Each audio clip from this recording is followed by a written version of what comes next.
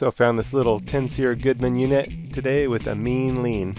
Needed to set it back on its feet and reposition these little shock absorbers. Not too big a deal, but here it was. Welcome back to Kung Fu Maintenance, where I show you how to make the most likely repairs you'll need to make in your lifetime. If you'd like to get the latest videos, subscribe and then hit the little bell icon right at the subscribe button and it'll notify you of any new videos when they're released for you. Okay, so right here it's moved to this side. I don't know why. So what I'm going to do is just tip it up and slip this one underneath here. This side. There we go. Oh, it looks like it was right here. It just moved to the wrong spot there. So, there we go. Let's see, the best place to position this one looks like up front right there. Yeah. So yeah, this one just a little on the front. Just like that. Alright. Oh, well, no, it's got certain... See, it's got a foot right here, so it needs to go right here. There we go. So now it's all on its feet.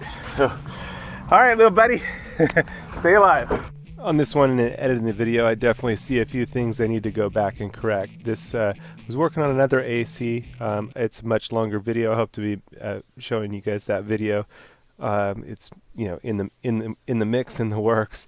But anyway, found this one that basically fell off of its footing. Now this may not really be the correct type of shock absorbing footing for this. It looks like it's kind of engineered to sit on, directly on the ground, and it has its own kind of footing. But it kind of seems that this will help minimize noise, but I do need to reposition it. I had a piece of wire under one part and then the other part not really put under there. You can see how these it has like a ball that sits in between the two feet that hold the ball, and that's a shock absorber. It definitely helps to minimize quite a bit of noise, but I need to position it more securely under the feet. I couldn't actually see under there. I could see better with the camera now that I'm editing, and so I'll need to go back and just set that under each support portion a little bit better, remove that wire, and that'll be good. And it'll also be good, I should have really ran the unit when I was there to make sure that it was still cold, that we didn't pinch the tubing or have the tubing get work hardened and anything break and a leak develop.